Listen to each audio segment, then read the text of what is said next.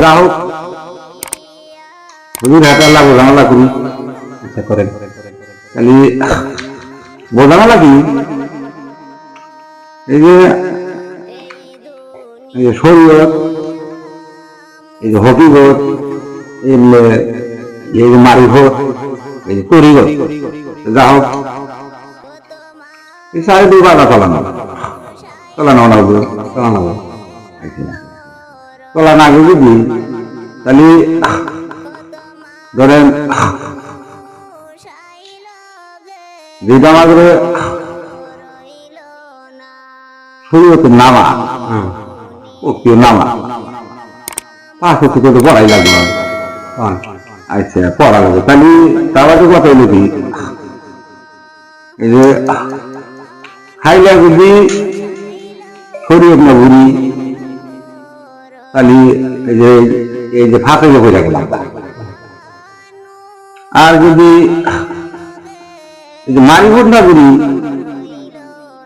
এই যে দিন দিকে পরিণত হয়ে গেলাম তাহলে এই যে চারিদিকে আমাদের প্রয়োজন আছে তাহলে এই সাইড এত কিন্তু মানের মধ্যে দেখতে কিছু দেন না কেরালা আমার কোন গুণ দেয় যদিও এই যে শরীয়তে এই যে পরিজন আছে এই যে আমাদের 5 ওয়াক্ত নামাজ ওটা মানে এই যে পড়াই লাগবে ওইটা মতো রানের মধ্যে খুবই কম ইয়াদের ঠিক দুই কথা রাখলি এটা খুবই খুশি হইলেন। খুব ভালো কথা জিজ্ঞাসা করছেন, আমিও খুশি হয়েছি। তবে নামাজ আসলে আল্লাহ আপনি কইলেন নামাজ 5 ওয়াক্ত পড়া লাগে। নামাজ যেটা ওক্তিয়া নামাজ, ওক্তর কথাটা কোরআন পাকে আল্লাহ লেখে নাই, নামাজের কথা লেখছে।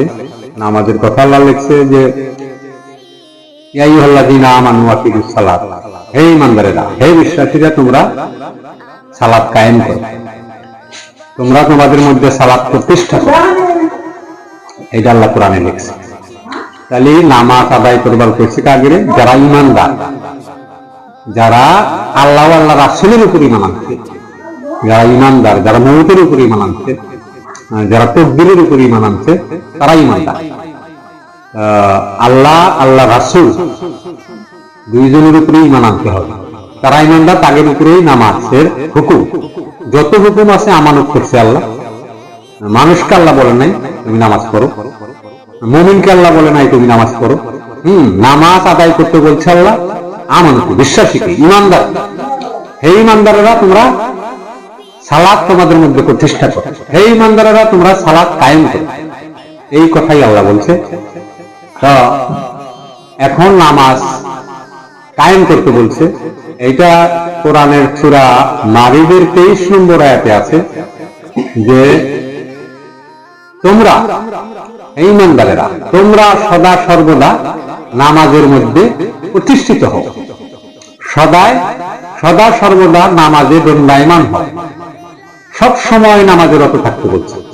তাহলে এখন আমি আর আপনি যে কখনো কখনো বলতেছি, এখনো নামাজে রত থাকতে হবে, কোরআনের আদেশ। সব সময় নামাজে রত থাকতে বলছে, এটা কোরআনের সূরা মারিদের 23 নম্বর আয়াত। এখন আপনি কোরআন খুলে দেখতে পারেন, কোরআনের সূরা মারিদের 23 নম্বর আয়াতে আছে সদা সর্বদা তুমি সালাতে রত থাকো। ইনশাআল্লাহ আমি সদা সর্বদা সালাতে রত আছি। যদি আপনি দেখতে পাচ্ছেন না, এটা মানুষের বোঝার তারতম্য।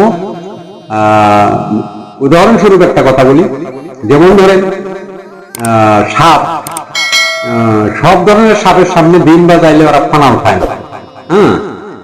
আর এই যে ধরেন চাকু তৈরি করি আমরা স্টিল দিয়ে, আচ্ছা স্টিলের চাকু ডাক্তারও ব্যবহার করে, আবার কষাইও ব্যবহার করে। কষাই ব্যবহার করে একটা জীবন হত্যা করার জন্য, আর ডাক্তার ব্যবহার করে একটা জীবন বাঁচানোর জন্য। দুইটাই কিন্তু কাটে, কাটার ধরনটা এক, কিন্তু ওর মনের নিয়তটা অন্যরকম। একটার নিয়ত আছে হে আল্লাহ আমি ইচ্ছা করতেছি একে যদি বাঁচাইতে পারি, আর একটার নিয়ত একে শেষ করে দেবো, ধ্বংস করে দেবো, কতল করে দেবো। ওই রকম আপনারা স্বচক্ষে যা দেখছেন, আসলে সঠিক তা না। আপনারা সম্পূর্ণভাবে ভালোভাবে দেখতে পারতেছেন না, এটাও কোরআনের মধ্যে আল্লাহ বলছে। এটা বলতে সূরা আরাফের 198 নম্বর আয়াতের মধ্যে বলছে যে, হে রাসূল, তাহারা আপনাকে দেখিতেছে অথচ তাহারা দেখিতেছে না। হে রাসূল, তাহারা আপনাকে দেখিতেছে অথচ তাহারা দেখিতেছে না। আসলে মানে কুদরতের যত বস্তু, প্রাকৃতির যত বস্তু, আল্লাহর যত দান, সবকিছুই আমরা উপরঙ্গটা দেখি, ভিতরটা দেখি সবটাই। যেমন আমি আপনাকে দেখতেছি অথচ আপনাকে দেখতেছি না, আপনার ভিতরটা আমি দেখি। হ্যাঁ, আপনাকে উপরে দেখতেছি, সুন্দর পাগড়ি লাগাইছেন, সুন্দর দাড়ি, কিন্তু আপনার ভিতরে যে কি আছে ওটা তো আমি জানি, ওটা আমি দেখি না। তো ওই জন্য আল্লাহ কোরআনে বলে দিছে যে তাহারা আপনাকে দেখিতেছে অথচ দেখিতেছে। মুহাম্মদকে আবু জেহেল বা ওরাও দেখছে, কিন্তু ওরা দোজখী হবে। আলীও দেখছে, জান্নাতি হবে। এই কথাগুলো আমরা বুঝতে হবে। ঠিক আছে, আপনার যদি আরো কিছু জিজ্ঞাসা করার আছে করতে পারেন। নামাজে আমরা রত আছি, সবসময় আমরা নামাজেই থাকি। আপনারা কিছু বলার থাকলে করতে পারেন।